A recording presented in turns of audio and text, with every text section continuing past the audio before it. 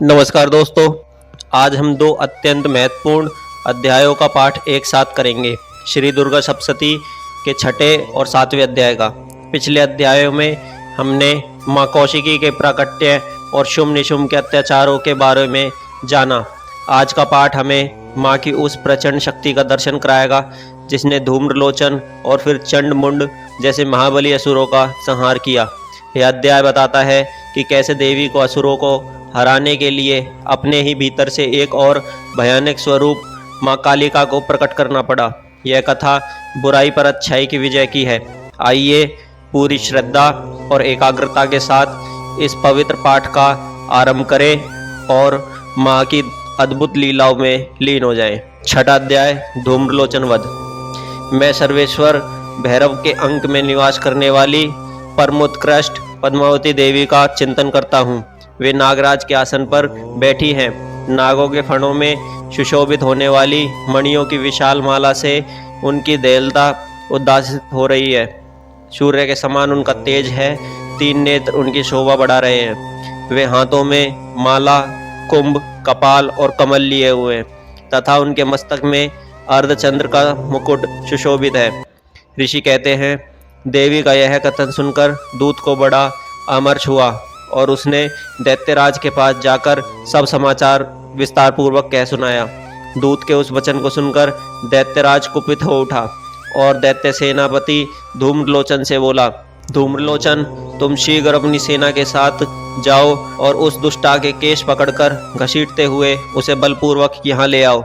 उसकी रक्षा करने के लिए यदि कोई दूसरा खड़ा हो तो वह देवता, यक्ष अथवा गंधर्व ही क्यों ना हो, उसे अवश्य मार डालना। ऋषि कहते हैं, शुम्भ के इस प्रकार आज्ञा देने पर वह धूम्रलोचन दैत्य 60,000 असुरों की सेना को साथ लेकर वहां से तुरंत चल दिया। वहां पहुंचकर उसने हिमालय पर रहने वाली देवी को देखा और ललकार कर कहा, अरे तू शुम्भ निशुम्भ के पास चल। यदि इस समय प्रसन्नतापूर्वक मेरे स्वामी के समीप नहीं चलेगी तो मैं बलपूर्वक झोटा पकड़कर घसीटते हुए तुझे ले चलूंगा।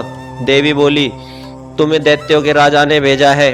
तुम स्वयं भी बलवान हो और तुम्हारे साथ विशाल सेना भी है। ऐसी दशा में यदि मुझे बलपूर्वक ले चलोगे तो मैं तुम्हारा क्या ही कर सकती हूँ। ऋषि कहते हैं, देवी के यूँ कहने पर असुर धूम्रलोचन उनकी ओर दौड़ा। तब अंबिका ने हुम शब्द के उच्चारण मात्र से उसे भस्म कर दिया।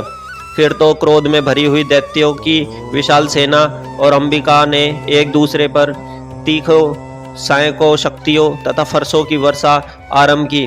इतने में ही देवी का वाहन सिंह क्रोध में भरकर भयंकर गर्जना करके गर्दन के बालों को हिलाता हुआ असुरों की सेना में कूद पड़ा। उसने कुछ दैत्यों को पंजों की मार से, कितनों को अपने जबड़ों से और कितने ही महादैत्यों को पटक कर ओठ की डाढ़ों से घायल करके मार डाला। उस सिंह ने अपने नखों से कितनों के पेट फाड़ डाले और थप्पड़ मारकर कितनों के सिर धड़ से अलग कर दिए। कितनों की भुजाएं और मस्तक काट डाले तथा अपनी गर्दन के बाल हिलाते हुए उसने दूसरे दैत्यों के पेट फाड़कर उनका रक्त चूस लिया। अत्यंत क्रोध में भरे हुए देवी के वाहन उस महाबली सिंह ने क्षण भर में ही असुरों की सारी सेना का संहार कर डाला। शुम्भ ने जब सुना कि देवी ने धूम्रलोचन असुर को मार डाला तथा उसके सिंह ने सारी सेना का सफाया कर डाला है, तब उस दैत्यराज को बड़ा क्रोध हुआ। उसका ओंठ कांपने लगा। उसने चंड और मुंड नामक दो महादैत्यों को आज्ञा दी, हे चंड और हे मुंड, तुम लोग बड़ी सेना लेकर वहां जाओ। उस देवी के झोंटे पकड़कर अथवा उसे बांधकर शीघ्र यहाँ ले आओ। यदि इस प्रकार उसको लाने में संदेह हो तो युद्ध में सब प्रकार के अस्त्र शस्त्रों तथा समस्त आसुरी सेना का प्रयोग करके उसकी हत्या कर डालना। उस दुष्टा की हत्या होने तथा सिंह के भी मारे जाने पर अंबिका को बांधकर साथ ले शीघ्र ही लौट आना। इस प्रकार श्री मार्कंडेय पुराण में सावर्णिक मनवंतर की कथा के अंतर्गत देवी महात्म्य में धूम्रलोचन वध नामक छठा अध्याय पूरा हुआ। सातवां अध्याय, चंड और मुंड का वध। मैं मातंगी देवी का ध्यान करता हूँ। वे रत्न में सिंहासन पर बैठकर पढ़ते हुए तोते का मधुर शब्द सुन रही हैं। उनके शब्द का वर्ण श्याम है और वे अपना एक पैर कमल पर रखे हुए हैं और मस्तक पर अर्धचंद्र धारण करती हैं तथा कंहार पुष्पों की माला धारण किए वीणा बजाती हैं। उनके अंग में कसी हुई चोली शोभा पा रही है। वे लाल रंग की साड़ी पहने हाथ में शंख में पात्र लिए हुए हैं। उनके वदन पर मधु का हल्का हल्का प्रभाव जान पड़ता है और ललाट में बेंदी शोभा दे रही है। ऋषि कहते हैं, तदंतर शुंभ की आज्ञा पाकर वे चंडमुंड आदि दैत्य चतुरंगिणी सेना के साथ अस्त्र शस्त्रों से सुसज्जित हो चल दिए।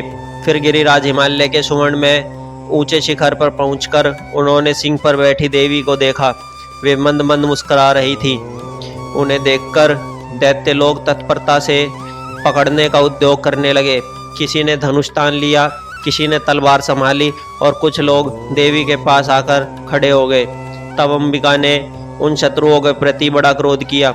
उस समय क्रोध के कारण उनका मुख काला पड़ गया, ललाट में भौहें टेढ़ी हो गईं और वहां से तुरंत विकराल मुखी काली प्रकट हुई, जो तलवार और पाश लिए हुए थी। वे विचित्र खड़वांग धारण किए और चीते के चर्म की साड़ी पहने हुए नरमुंडों की माला से विभूषित थी। उनके शरीर का मांस सूख गया था, केवल हड्डियों का ढांचा था, जिससे वे अत्यंत भयंकर जान पड़ती थी। उनका मुख बहुत विशाल था, जीभ लपलपाने के कारण और वे और डरावनी प्रतीत होती थीं। उनकी आंखें भीतर को धसी हुई और कुछ लाल थीं। वे अपनी भयंकर गर्जना से संपूर्ण दिशाओं को गुंजा रही थीं।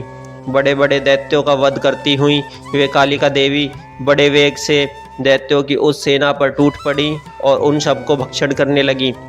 वे पार्श्व रक्षकों, अंकुशधारी महावतों, योद्धाओं और घंटा सहित कितने ही हाथियों को एक ही हाथ से पकड़कर मुंह में डाल लेती थीं। इसी प्रकार घोड़े, रथ और सारथी के साथ रथी सैनिकों को मुंह में डालकर वे बड़े भयानक रूप से चबा डालती थीं। किसी के बाल पकड़ लेती, किसी का गला दबा लेती, किसी को पैरों से कुचल डालती और किसी को छाती के धक्के से गिराकर मार डालती। वे असुरों के छोड़े हुए बड़े बड़े अस्त्र शस्त्र मुंह से पकड़ लेती और रोष में भरकर उनको दांतों से पीस डालती थी।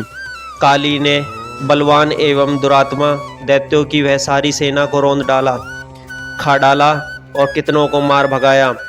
कोई तलवार के घाट उतर गए, कोई खंडवा से पीटे गए और कितने ही असुर दांतों के अग्रभाग से कुचले जाने पर मृत्यु को प्राप्त हुए। इस प्रकार देवी ने असुरों की उस सारी सेना को क्षण भर में मार गिराया।